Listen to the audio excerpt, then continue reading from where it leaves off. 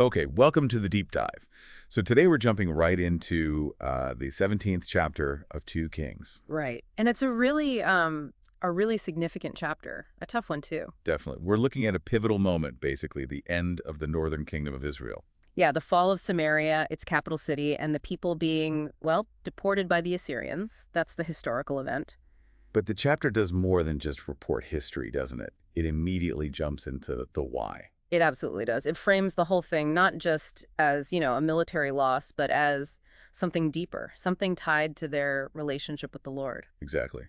So that's our plan for this deep dive. Huh. Walk through the events as the text presents them, really dig into the reasons it gives for this judgment, and then see what happened next in the land according to this source. Sounds good. Let's start with the end of the kingdom itself. Okay, so the main figure at the end is King Hoshea, son of Elah. He's on the throne in Samaria for 9 years. hmm And the text mentions this starts during the 12th year of King Ahaz down in Judah, just to anchor the timeline a bit. And right away, we get the familiar assessment. He did evil in the eyes of the Lord. Yeah, but with a little qualifier this time, interestingly. Though not to the same extent as the kings of Israel who preceded him. Huh. So, still bad, but maybe not peak bad by Israelite king standards? Something like that, a subtle distinction, yeah. But evil nonetheless, according to the source. So what's his political situation? The Assyrians are the big power on the block at this point. Right. And initially, Hoshea is their vassal. He's under Shalmaneser, the king of Assyria, and has to pay him tribute, taxes basically, to keep Assyria off his back. Standard procedure for smaller kingdoms back then. Yeah. Oh, that didn't last. No, it didn't. The text says Shalmaneser discovered treachery. Hoshea decided to stop paying the tribute. Okay, bold move. And not only that, he tried to hedge his bets. He sent messengers, envoys down to So King of Egypt. He was looking for an ally against Assyria. Ah, playing the regional power game, trying to use Egypt against Assyria. How'd that work out for him? Not well. Assyria found out.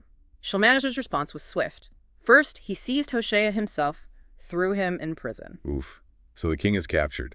Then what? Then the Assyrian army just marches in and invades the whole land of Israel. Straight for the capital, I assume? Yep. Straight for Samaria. And they lay siege to it. The text makes a point of saying the siege lasted 3 years. 3 years. That's intense. Yeah. Shows how determined Assyria was and maybe how desperately Samaria held out. Exactly. It's a long, brutal process. But eventually, in Hoshea's 9th year as king, which fits with that 3-year timeline Samaria falls, it's captured. And the people. What happens to the Israelites? Deportation. That was standard Assyrian policy to break resistance and control conquered lands.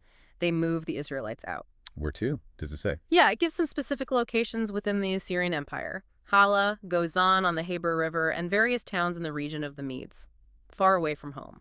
So that's effectively the end of the northern kingdom as a political entity. Its people are gone. Pretty much. And this is exactly where the text shifts gears dramatically. It moves from the what happened to the why. Right. It doesn't waste any time. The very next verse says something like, all this took place because the Israelites had sinned. Precisely.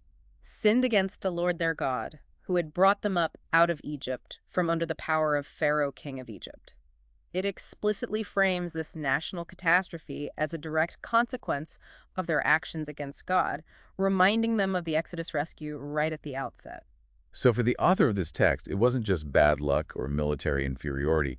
It was divine judgment. That's the clear perspective here, and then it provides this really extensive list of the ways they supposedly went wrong. It's quite the indictment. It really is. What's at the top of the list? Fundamentally, worshiping other gods. That's the core issue that runs through so much of Kings. And not just other gods in general, but specifically adopting the ways of the people who were there before them. Exactly. Following the practices of the nations the Lord had driven out, the text says. But it also adds, interestingly, practices introduced by their own kings. So the corruption came from outside and from internal leadership. Okay. And it mentions they did things secretly against God, but also lists very public stuff, right? Like the high places? Oh, yeah, very public. These high places, local worship sites, were apparently everywhere. In all their towns, from watchtower to fortified city. So not just in obscure villages. And they set up these sacred stones and Ashar poles at these sites. What were those exactly? Sacred stones, mass both, could be memorial stones, but often became objects of worship. Asherah poles were symbols associated with the Canaanite goddess Asherah, often linked to fertility. Putting them on every high hill and under every spreading tree suggests this alternative worship was just pervasive. So not hiding it at all. This was out in the open. Seems so. And at these high places, they burned incense, did wicked things that provoked the Lord, basically imitating the nations they were warned against, worshiping idols. Even though they'd been told not to. Explicitly, the text emphasizes that. Though the Lord had said, "You shall not do this," it stresses this wasn't done out of ignorance. Were there warnings? Did anyone try to tell them to stop? Yes, absolutely. The source states plainly. The Lord had warned Israel and Judah through all his prophets and seers. The message was clear. Turn from your evil ways. Keep my commands. But But they would not listen. It uses that phrase stiff-necked, like stubborn animals refusing the yoke, as stiff-necked as their fathers who did not trust in the Lord their God. It connects their actions to a pattern of unbelief. wow, so this stubbornness meant they rejected what? God's laws? His decrees, yes. The covenant he'd made with their ancestors and all those warnings from the prophets, they just ignored them. And that line about following worthless idols. And themselves became worthless. Yeah, that's powerful, isn't it? The idea that the object of your worship shapes who you become. Worship emptiness, become empty. Did they also actively copy the surrounding nations' religions? Actively and deliberately, according to the text. They imitated the nations around them, although the Lord had ordered them, do not do as they do. It was direct disobedience of a core command. The list keeps going, getting more specific, too. It does. Forsook all the commands, made those 2 calf idols, that's a clear callback to Jeroboam, right at the kingdom split, made an Asherah pole, worshipped the starry hosts, sun, moon, stars common in Mesopotamia, worshipped Baal, the big Canaanite god. And then it mentioned something even darker. Yeah, child sacrifice. Sacrifice their sons and daughters in the fire. This horrific practice associated with gods like Molech was absolutely forbidden, but apparently happened. Goodness, that's a lot. What else? Divination and sorcery, trying to tell the future or use magic. And finally, it says they sold themselves to do evil, provoking the Lord's anger. So the picture painted is one of total, pervasive, and escalating religious rebellion against the covenant, covering pretty much every possible violation. That is exactly the picture the text paints. It argues this wasn't just a slip-up. It was a deep-seated, long-term rejection of their relationship with the Lord, culminating in these extreme practices. Given that long list, the consequence described feels almost inevitable within the logic of the text. Right. So the Lord was very angry with Israel and removed them from his presence. He afflicted them, gave them over to plunderers until he finally thrust them from his presence. The exile is presented as the direct result of this anger. And it specifically calls out Jeroboam again, doesn't it? Linking the kingdom's beginning to its end. Yes, it circles right back. When Israel split from Judah, Jeroboam became king, and the text says he enticed Israel away from following the Lord by setting up those alternative worship centers with the golden calves. And the idea is that they never really recovered from that initial sin. That's the argument. The Israelites persisted in all the sins of Jeroboam and did not turn away from them until the Lord removed them. It draws a straight line from that foundational act to the final destruction. So Israel is exiled. Only Judah, the southern kingdom, remains. For now.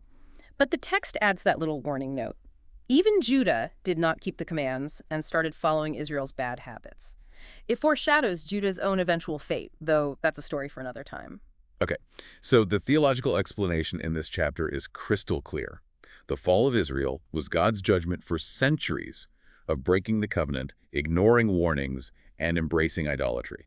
That's the core message regarding Israel's fate. They were removed, sent into exile in Assyria, and the text adds that poignant phrase, "and they are still there," emphasizing the finality from the author's viewpoint. Right. Now, what about the land itself? Samaria wasn't just left empty, was it? No, the Assyrians had a strategy for that too. They didn't just deport people. They resettled conquered lands with populations from other parts of their empire. It mixed everyone up, made rebellion harder. So who did they bring into Samaria? The text lists them. People from Babylon, from Cutha, Ava, Hamath, and Sepharvaim. A diverse group. They took over the Israelite towns. And what was their religious practice when they first arrived? Well, they brought their own gods with them. The text says simply, when they first lived there, they did not worship the Lord. And this caused a problem, according to the story. A pretty dramatic one. It says the Lord sent lions among them and they killed some of the people. Lions. As a consequence. That's memorable. Definitely. And the way it was interpreted is fascinating. A message goes back to the king of Assyria saying, basically, These new people don't know the rules of the local deity, the god of this land, and that's why the lions are attacking. Like they needed to appease the local spiritual power. Exactly. So the Assyrian king, pragmatic as ever, orders one of the exiled Israelite priests to be sent back. An Israelite priest to teach them. Have one of the priests you took captive from Samaria go back and teach the people what the god of the land requires. So a priest returns, settles in Bethel, a key religious site, and starts teaching them about the Lord. Yes, the text says he taught them how to worship the Lord. Okay, so now they're getting instruction. Did they then switch over completely to worshiping only the Lord? This is where it gets complicated. The text uses a very important word. Nevertheless. Always a but. Always a but. Despite this teaching, each national group made its own gods and set them up in the shrines the people of Samaria had made at the high places. Wow. So they used the existing Israelite holy sites, but put their own gods there. Seems so. They didn't abandon their ancestral religions. They kind of layered the Lord's worship on top or alongside. And the text lists some of these gods. It does, showing the mix. Succoth-Benoth from Babylon, Nergal from Cutha, Ashima from Hamath, Nibhaz and Tarpak for the Avites. And it specifically mentions the Sepharvites were still burning their children as sacrifices to their gods, a Dramelech and an Amalek. Goodness, so it was a real mix. How does the text describe their overall practice? It states the duality very clearly. They worshiped the Lord, but they also appointed their own people as priests for their shrines. And again, they worship the Lord, but they also serve their own gods according to the customs of the nations from which they had been brought. So, religious mixing. Syncretism. They didn't choose one or the other. They did both. That's the picture painted. The Lord becomes one deity among others, incorporated into their existing framework. And was this just a temporary adjustment phase? Not according to the source, it emphasizes the persistence. To this day, they persist in their former practices. It says they don't fully worship the Lord in the way the covenant remanded, nor do they fully follow the laws given to Israel. And it contrasts this again with the original command given to Israel. Yes, it brings back that reminder the covenant was exclusive. Do not worship any other gods. Worship the Lord your God. He is the one who will deliver you. Singular focus. But these resettled people, They would not listen, the text says of the original Israelites, and implies the same pattern continues with the new inhabitants in their own way, but persisted in their former practices. so the final state of religion in Samaria, as described here, is this enduring blend. Exactly. The chapter concludes that section by stating, even while these people were worshiping the Lord, they were serving their idols. To this day, their children and grandchildren continue to do as their fathers did. This mixed worship became the inherited tradition. Okay, so let's pull the threads together from this deep dive into 2 Kings 17. We've seen the narrative of Israel's final days, the fall of Samaria, the exile. And then the text's very detailed explanation for why this happened. A history of breaking the covenant, idolatry, ignoring warnings, all leading to divine judgment. And then the aftermath in the land itself. New people brought in by Assyria, the strange incident with the lions, and the attempt to teach them about the Lord. Which resulted not in conversion, but in this long-lasting syncretism, worshiping the Lord alongside their own traditional gods and practices. So the chapter presents a clear cause and effect from its theological viewpoint. Covenant breaking leads to judgment and exile, and the resulting vacuum filled by others leads to this complex, blended religious landscape. Yeah, it ties it all together very tightly within its own narrative logic. It really does. And it leaves us with that final image, doesn't it, of people who worship the Lord but also serve their own gods. And this just continued to this day.